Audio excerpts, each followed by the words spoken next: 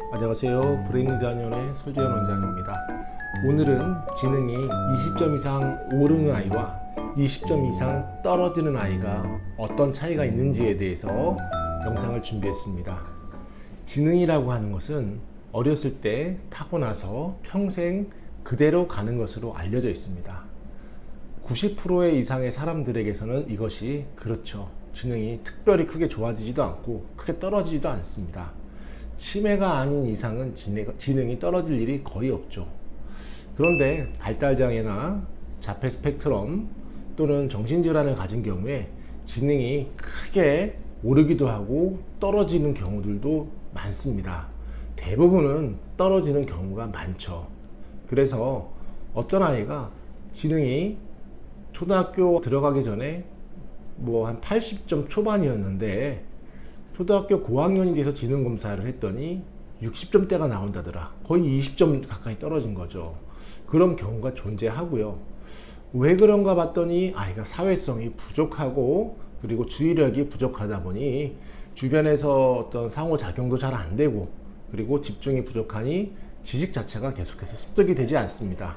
계속 지식이 쌓여짐에 따라서 지능도 올라가는 것인데 지식이 멈춰 있으면 지능도 덜 올라갈 수밖에 없죠.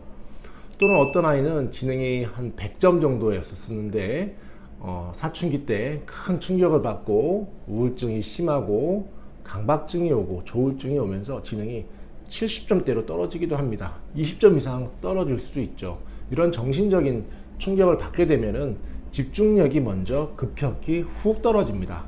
즉 발병 전과 발병 후에 주의력이라고 하는 것이 떨어지게 되고요. 또한 주의력이 떨어지다 보니 어떤 사물이나 환경이나 학업에 집중을 할 수가 없습니다. 당연히 주의력 뿐만 아니라 지능의 어떤 평가를 하는 데 있어서도 역시 집중이 잘 되지 않죠.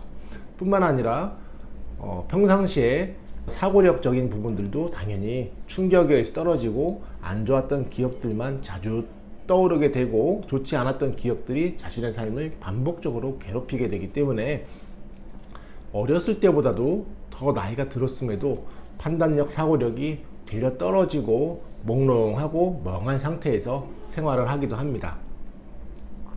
또 어떤 치료를 했던 아이 중에 한 명은 5살 때 IQ 지능지수가 60점대에 속했는데 이 아이가 8살이 되었을 때 80점 후반으로 지능이 20점이 넘게 좋아졌던 아이도 있었습니다.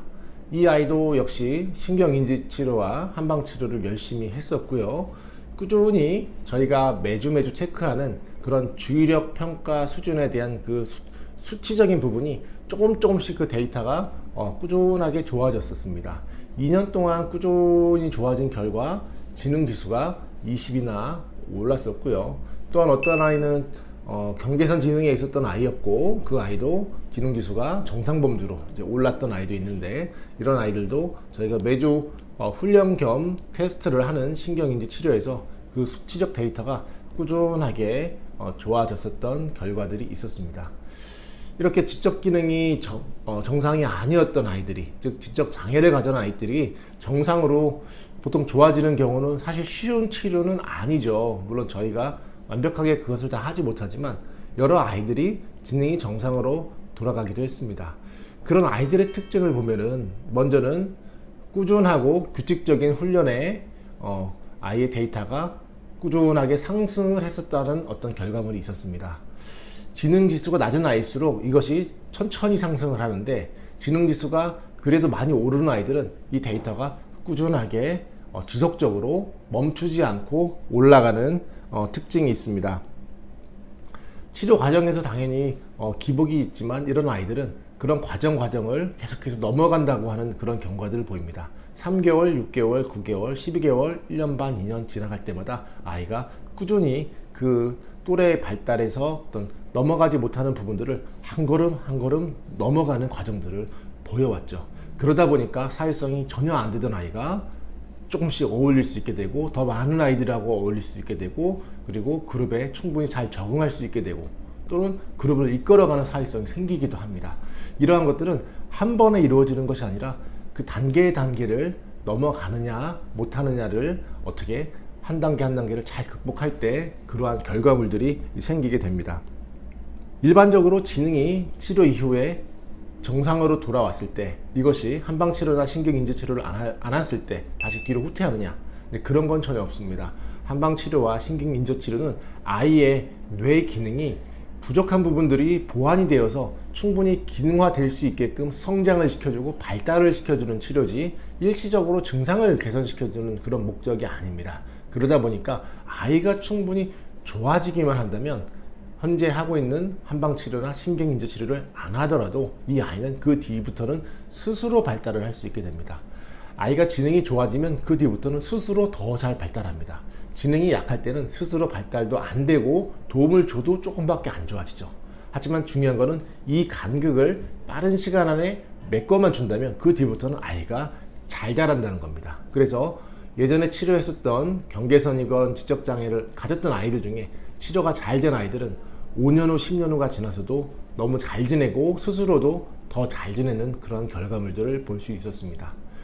오늘은 지능이 20점이 떨어져서 왔던 아이를 치료했던 그런 얘기도 나눴고요. 지능이 올라갔던 아이도 얘기를 나눴습니다. 지능은 얼마든지 올라갈 수도 있고 떨어질 수도 있습니다. 하지만 떨어지는 건 쉽지만 올라가는 거는 상당히 어려워요. 그렇기 때문에 올라가는 이야기를 거의 들어볼 수 있는 기회가 거의 없고, 저희도 그런 정보 없이 치료를 통해서 시행착오를 통해서 하나하나씩 알게 되는 것 뿐입니다.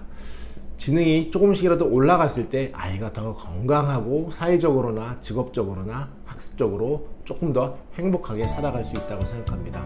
오늘도 지능을 높이기 위해서 브레인이 다니는 또 고민하고 연구하고 노력합니다. 감사합니다.